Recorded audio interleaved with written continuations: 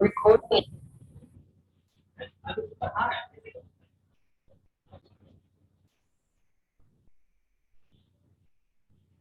आज अगले अंतर्राष्ट्रीय संगठन के बारे में बताऊंगा। विश्व बैंक,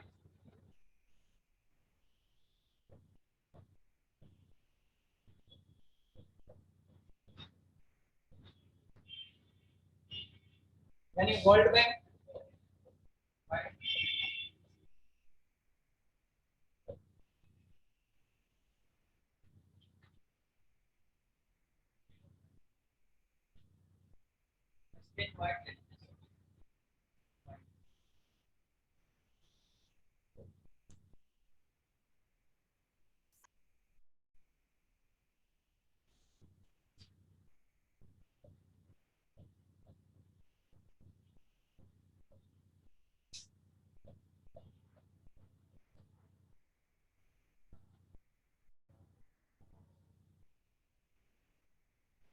विश्व बैंक।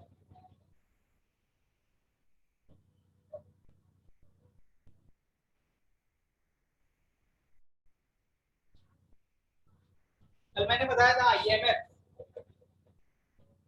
यानी अंतर्राष्ट्रीय मुद्रा कोष जो भुगतान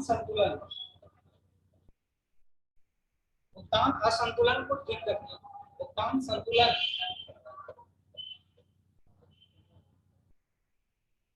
के लिए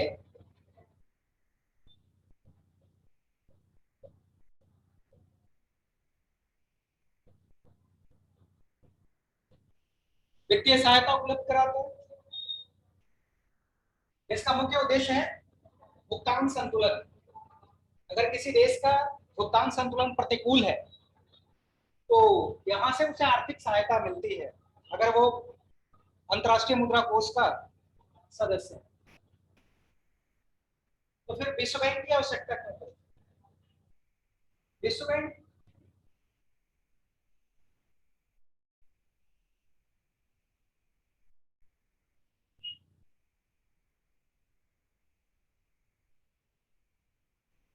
इसकी स्थापना, दोनों की स्थापना एक ही साथ हुई।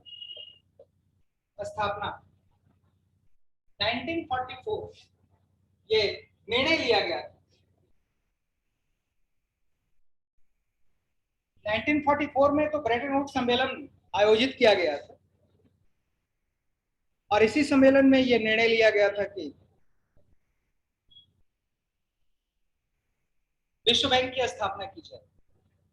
आईएमएफ के साथ साथ विश्व बैंक की भी स्थापना हो। तो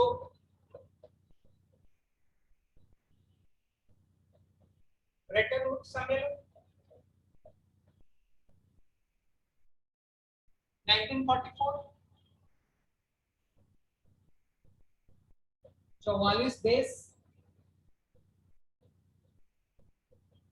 इसमें शामिल थे। 1945 यानी 27 दिसंबर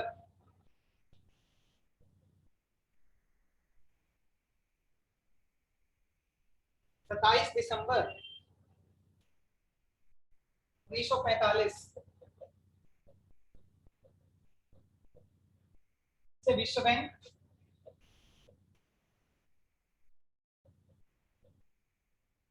कार्य करना शुरू किया।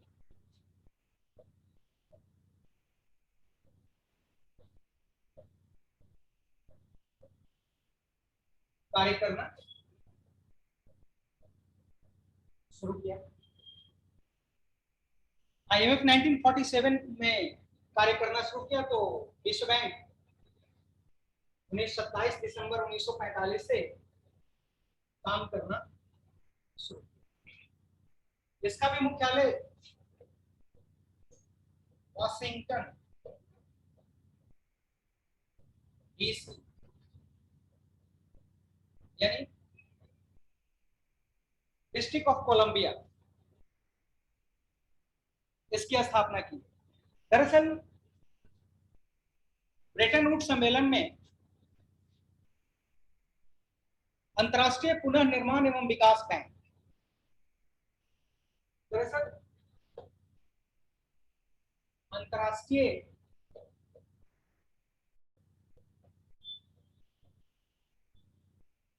अंतरराष्ट्रीय पुनर्निर्माण,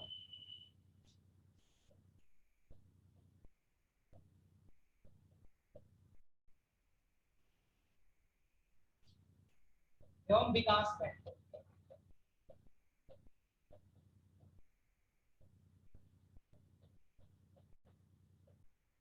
विकास बैंक की स्थापना की गई।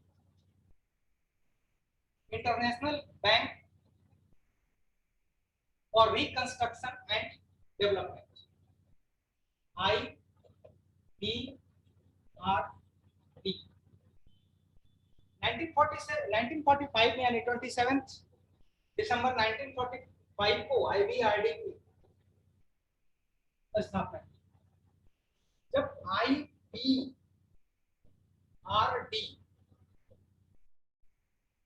के साथ साथ अंतरराष्ट्रीय विकास संघ,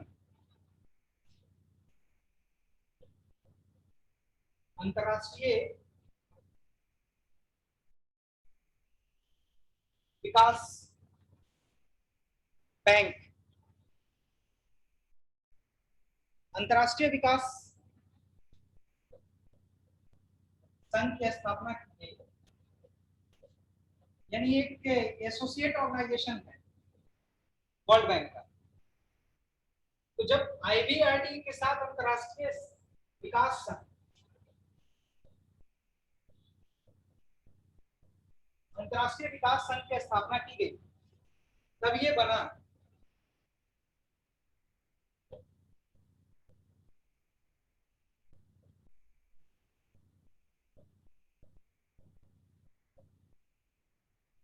वर्ल्ड बैंक।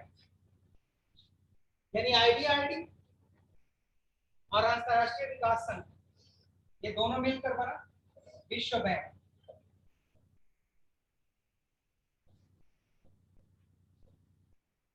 यानी वर्ल्ड बैंक।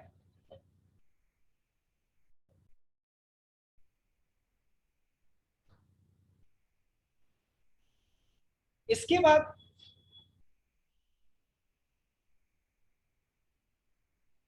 इसमें दो और संस्थाएं जुड़ी, अंतरराष्ट्रीय वित्त निगम। जब इसके साथ अंतरराष्ट्रीय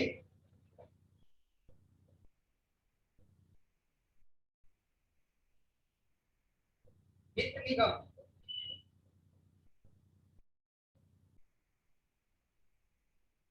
और बहुदेशीय विनिवेश गारंटी, बहुदेशीय विनियोग guarantee agency plus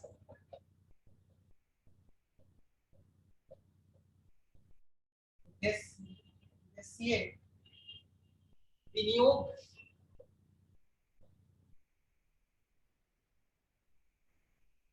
guarantee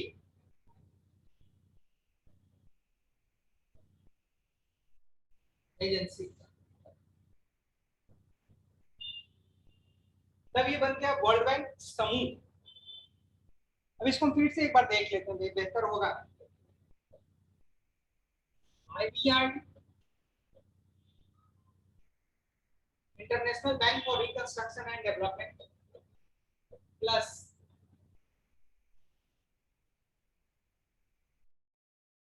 IDA, international development agency, तब ये क्या बना वर्ल्ड बैंक।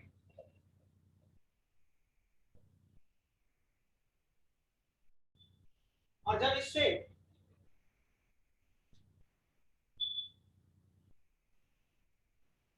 इंटरनेशनल यानी IFC,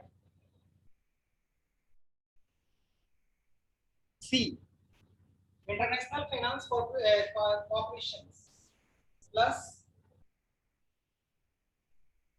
मल्टी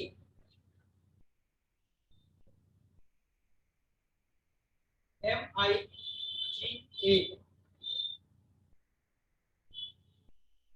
तब ये बन गया वर्ल्ड बैंक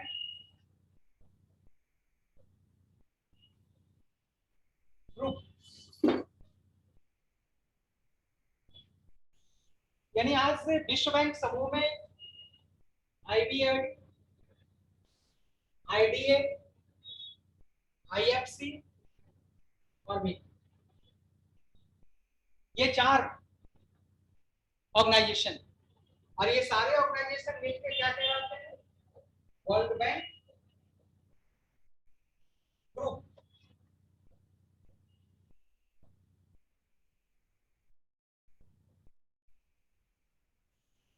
ये वर्ल्ड बैंक ग्रुप कहलाता है, यानी वर्ल्ड बैंक ग्रुप में कई संगठन कार्य कर रहा है। अब इसके बाद विश्व बैंक का उद्देश्य क्या है? मोटिव ऑफ वर्ल्ड बैंक, विश्व बैंक का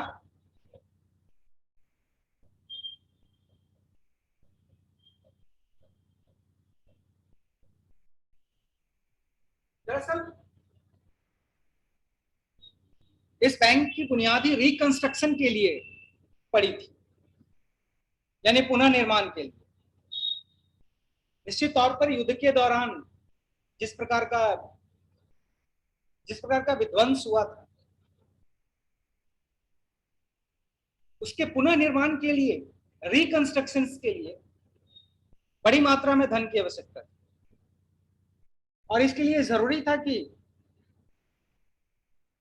अंतरराष्ट्रीय स्तर पर एक ऐसे बैंक की स्थापना की जाए जो लंबी अवधि के लिए ऋण दे सके। इसलिए विश्व बैंक जैसे ऑर्गेनाइजेशंस और उसे सपोर्ट करने के लिए अन्य ऑर्गेनाइजेशंस की भी स्थापना की। तो अगर विश्व बैंक का उद्देश्य पुनर्निर्माण एवं विकास, पुनर्निर्माण एवं विकास,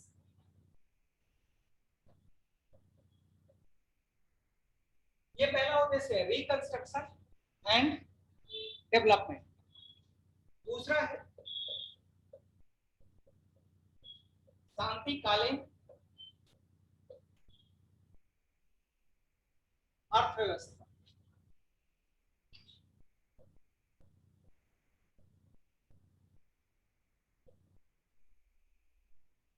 शांतिकालीन अर्थव्यवस्था। तीसरा है पूंजी का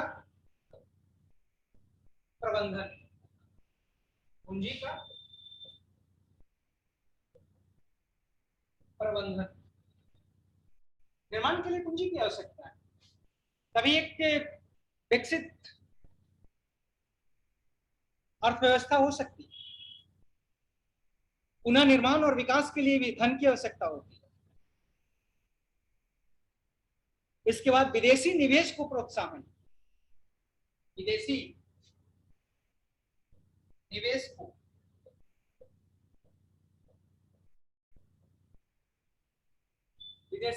को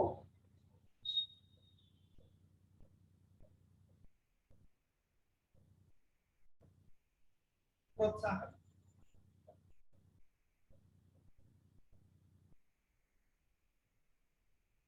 और चौथा है अंतरराष्ट्रीय दीर्घकालीन अंतरराष्ट्रीय व्यापार को प्रोत्साहन। पांचवा दीर्घकालीन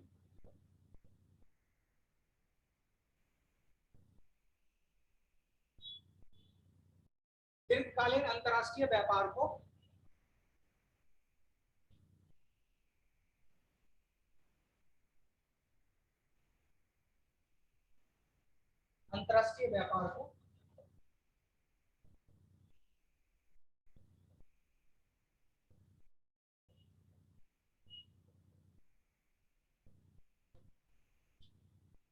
ये 5 मुख्य उद्देश्य हैं। पुनर्निर्माण,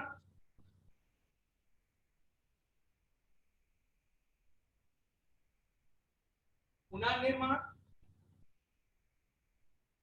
एवं विकास, शांतिकालीन अर्थव्यवस्था का विकास, पूंजी का प्रबंधन यानी management of capital, foreign investment को प्रमोट करना,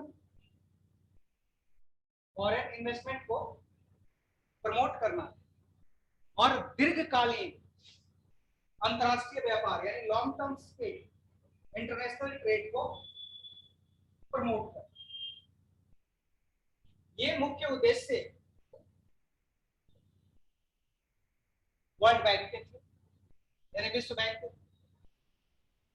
दरअसल स्थापना के बाद इसके उद्देश्यों में भी बदलाव आया, उद्देश्यों में भी परिवर्तन आया।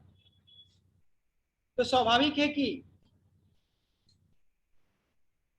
इसका दायरा भी बढ़ा, और दायरा बढ़ा तो अन्य संगठनों की भी आवश्यकता महसूस हुई, और जैसे जैसे आवश्यकता महसूस हुई वैसे वैसे अन्य संगठनों का भी स्थापना की।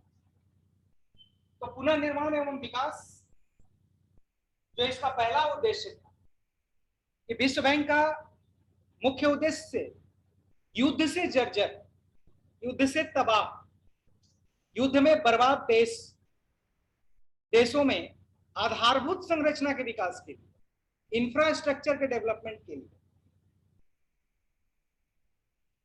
और दीर्घकालीन और पुनर्निर्माण के लिए लॉन्ग टर्म्स के लोन प्रोवाइड करना है, इसका मुख्य उद्देश्य है। क्योंकि दूसरे विश्व युद्ध के बाद यूरोप के देश पूरी तरह तबाह हो गए, आधारभूत संरचना नष्ट हो चुका था पूरी तरह। बिना पुनर्निर्माण के उनका विकास संभव नहीं था और इसके लिए धन की आवश्यकता थी, और वैसे ऋण की आवश्यकता थी जिसे लंबे समय में चुकाया जाना, तत्काल चुकाने की जरूरत नहीं है, तत्काल चुकाने की आवश्यकता नहीं है। इसलिए पुनर्निर्माण के लिए इस बैंक की आवश्यकता महसूस की गई और उसी को ध्यान में रखते हुए विश्व बैंक की स्थापना की गई।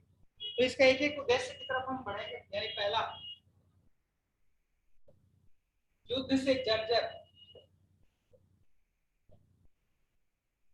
युद्ध से जर्जर देशों में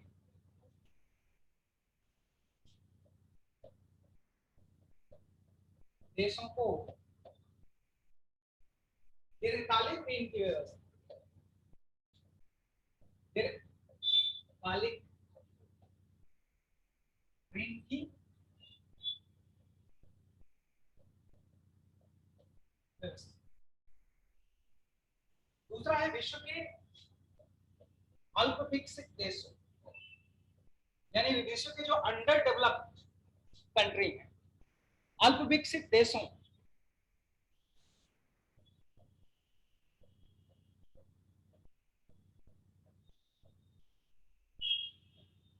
देशों तथा विकासशील देशों में आर्थिक विकास के लिए तथा विकासशील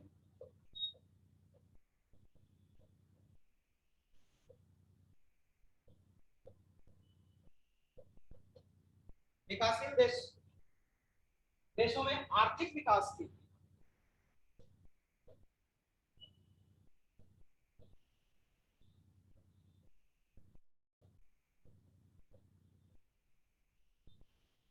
विदेशी पूंजी की आवश्यकता होती।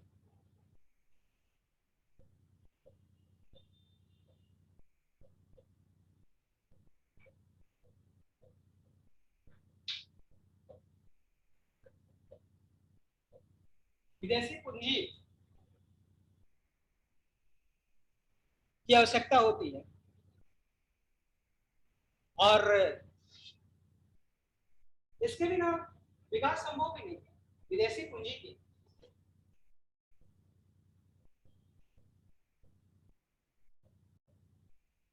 आवश्यकता होती है।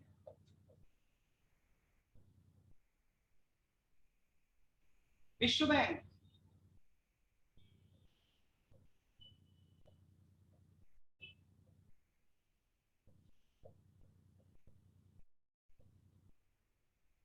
देशों में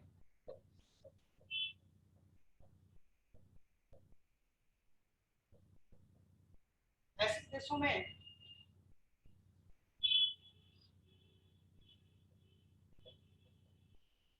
विदेशी निवेश को प्रोत्साहित करता है।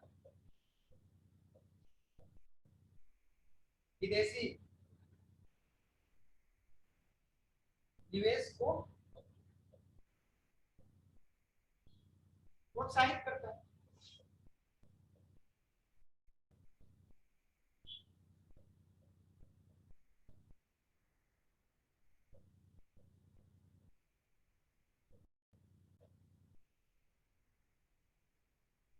दरअसल एक तो युद्ध से जो जर्जर देश थे उनको दीर्घकालिक लॉन्ग टर्म ऋण की व्यवस्था होनी चाहिए। विश्व के जो अल्प विकसित देश जो लंबे समय तक दूसरे देशों के अधीन रहे, या फिर विकासशील देश जहां तकनीक का अभाव, पूंजी का अभाव के कारण आर्थिक विकास संभव नहीं हो सका, वहां विदेशी पूंजी की आवश्यकता होती है इसके विकास के लिए विदेशी पूंजी की आवश्यकता हो, क्योंकि विकासशील देशों में पूंजी का भी अभाव होता है, तकनीक का भी अभाव होता है। जो प्राकृतिक संसाधन है उनके पास, लेकिन तकनीक के अभाव में उसका ऑप्टिमम यूटिलाइजेशन नहीं कर पाते। नतीजा होता है कि वो दूसरे देशों पर उन्हें निर्भर रहना पड़ता है।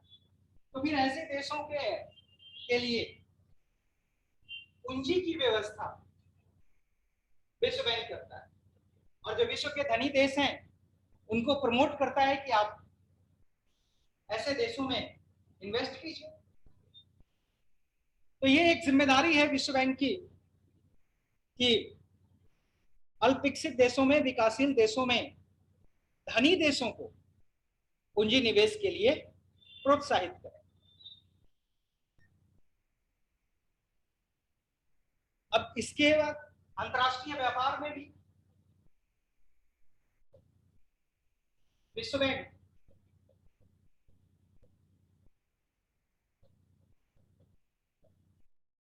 अंतरराष्ट्रीय व्यापार को भी प्रोत्साहित करता है।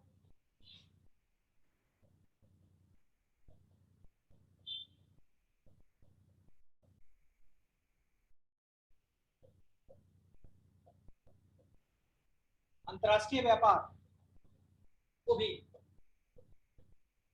प्रोत्साहित करता है।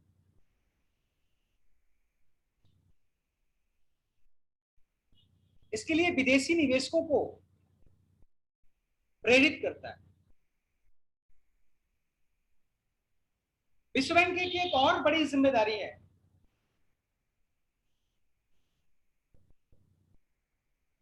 एक ऐसे वातावरण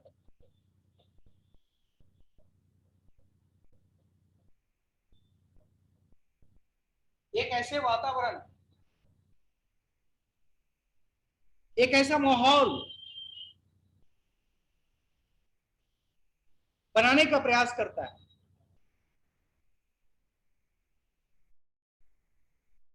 जिससे अंतरराष्ट्रीय व्यापार को बढ़ाया जा सके, अंतरराष्ट्रीय व्यापार में वृद्धि हो सके।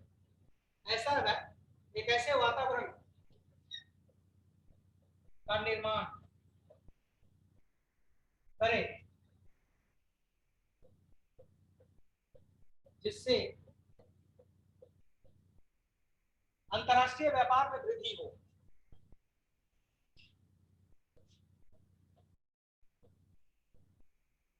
अंतरराष्ट्रीय व्यापार में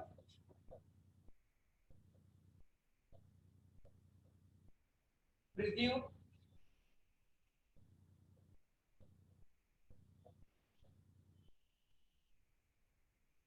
यह विश्व बैंक का एक और मेन फंक्शन।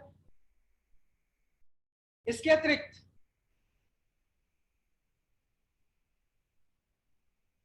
विश्व बैंक उत्पादक संसाधनों के विकास के लिए पूंजी की आपूर्ति करता है। इसके अतिरिक्त पूंजी के उपयोग के लिए सलाह भी देता है।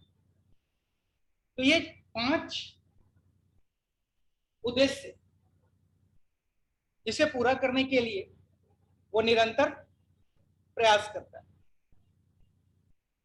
अब विश्व बैंक की सदस्यता कैसे प्राप्त की जाती है, या विश्व बैंक की सदस्यता के लिए क्या प्रोविजन है? विश्व बैंक की सदस्यता,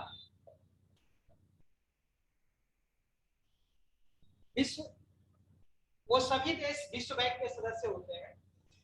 पहला देखिए, वो सभी देश विश्व बैंक के सदस्य होते हैं। विश्व बैंक के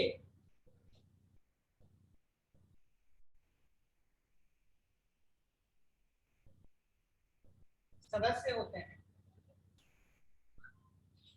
वे सभी देश विश्व बैंक के सदस्य होते हैं जो आईएमएफ के सदस्य होते हैं।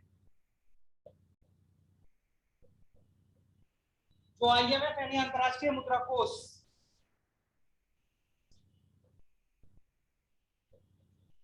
आईएमएफ के सदस्य होते हैं।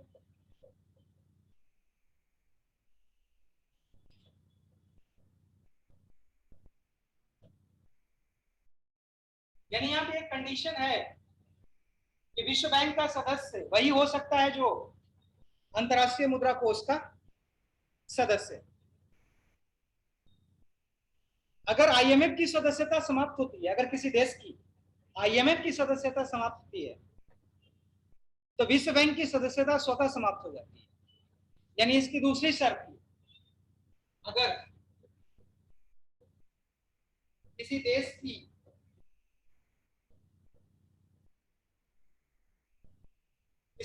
आईएमएफ की सदस्यता समाप्त होती है,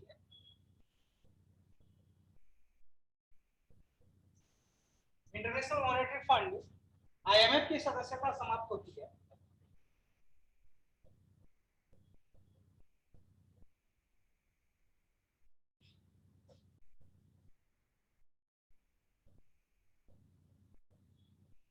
तो विश्व बैंक की सदस्यता स्वतः समाप्त हो जाती होती है।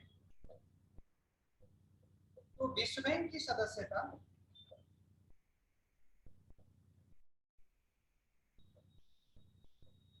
विश्व बैंक की सदस्यता स्वतः समाप्त हो जाती है।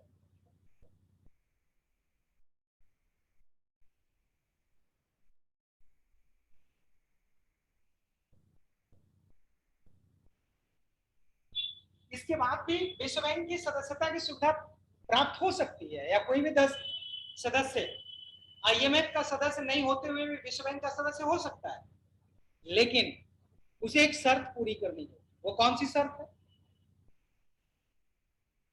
यानी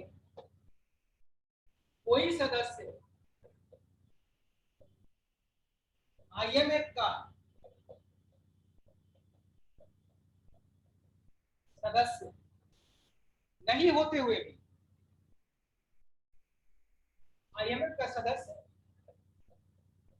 नहीं होते हुए भी विश्व बैंक का सदस्य हो सकता है।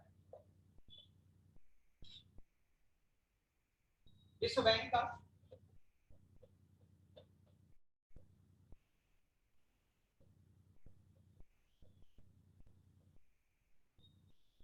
सदस्य हो सकता है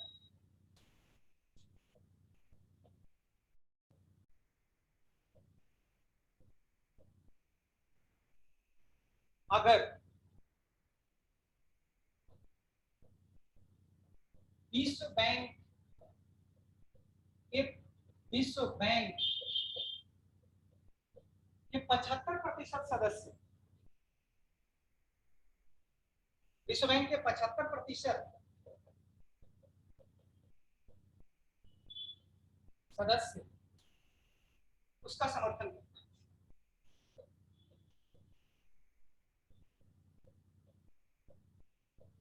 समर्थन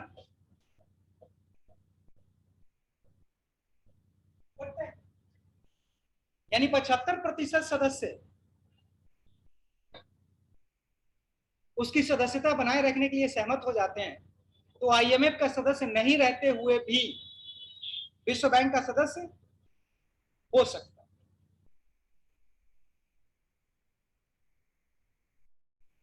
लेकिन आमतौर पर विश्व बैंक का वही सदस्य वही होता है जो आईएमएफ का भी सदस्य होता है। अगर आईएमएफ की सदस्यता समाप्त होती है तो उसकी विश्व बैंक की सदस्यता भी स्वतः समाप्त हो जाती है। मैंने कल भी बताया था कि आईएमएफ से सदस्यता वापस लेने के लिए कोई भी सदस्य स्वतंत्र है और एक आवेदन देकर अपनी सदस्यता वापस ले सकता है। जैसे ही आईएमएफ की सदस्यता समाप्त होती है, विश्व बैंक की सदस्यता स्वतः समाप्त हो जाती है। इसके बावजूद अगर वो विश्व बैंक में बना रहना चाहता है तो कम से कम 75 सदस्यों की सहमति, 75% सदस्यों की सहमति चाहिए, तभी वो विश्व बैंक की सदस्यता उसकी बनी रहे। अब आते विश्व बैंक की पूंजी। विश्व बैंक कोई मुद्रा तो जारी नहीं करता है, ना ही मुद्रा छापता है, इसलिए स्वाभाविक है कि इसकी पूंजी इसके सदस्य देशों द्वारा दिया गया अंशदान यानी शेयर वो प्रोवाइड करते हैं। विश्व बैंक की पूंजी यानी विश्व बैंक को कैपिटल, विश्व बैंक की पूंजी कहां से प्राप्त होती है? स्वाभाविक है कि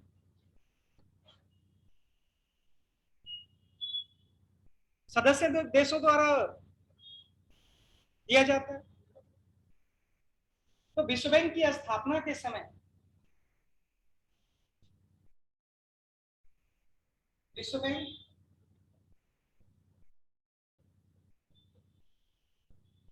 की स्थापना के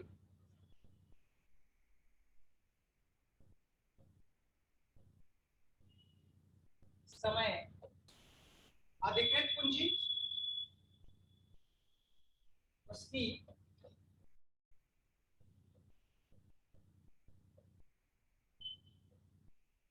अधिकृत पूंजी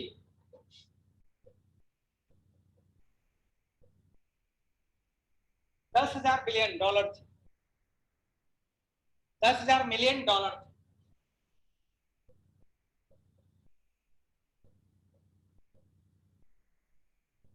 मिलियन डॉलर यानी जब इसकी स्थापना की गई थी उस समय इसका जो अधिकृत ऑथोराइज पूंजी थी वो $10,000 मिलियन थी, जबकि सदस्य देशों द्वारा चुकाई गई पूंजी यानी पेडअप कैपिटल यानी सदस्य देशों का पेडअप कैपिटल, सदस्य देशों का सदस्यों का पेडअप कैपिटल 9400 मिलियन डॉलर।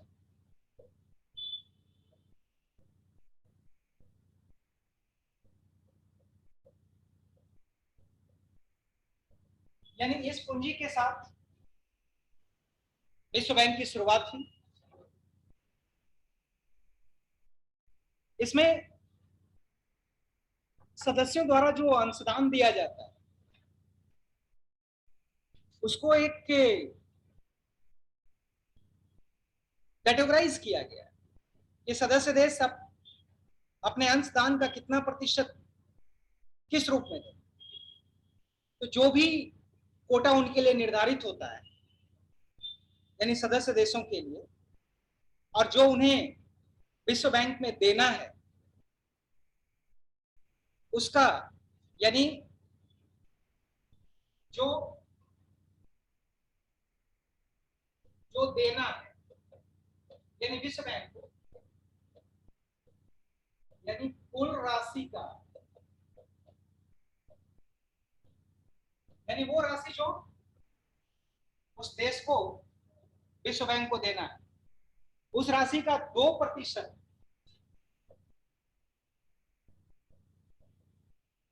स्वर्ण यानी गोल्ड, अमेरिकी डॉलर,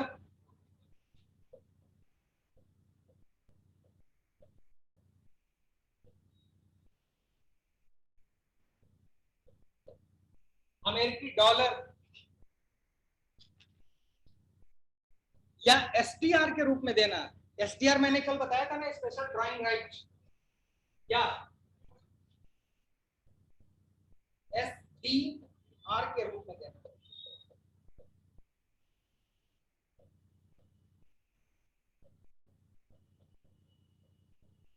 कितना?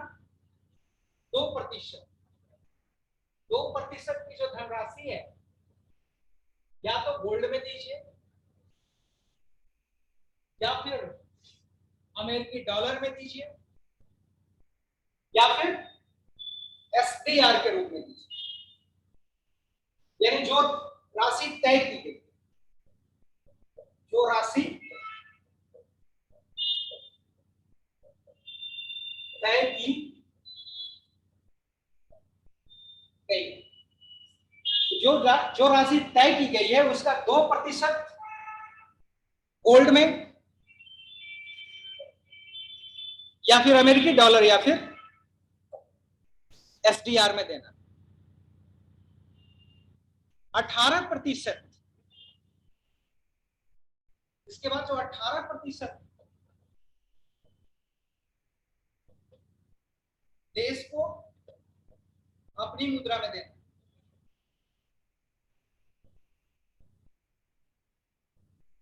देश को अपनी मुद्रा में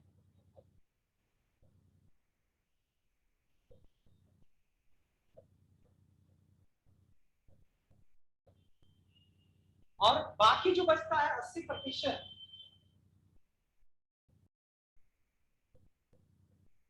बाकी रेस्ट अमाउंट यानी 80%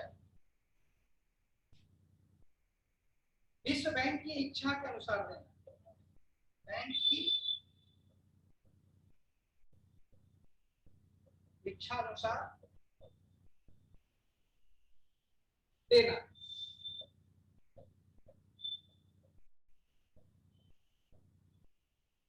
यानी कुल राशि का 2% अमेरिकी डॉलर, गोल्ड या एसडीआर में देना।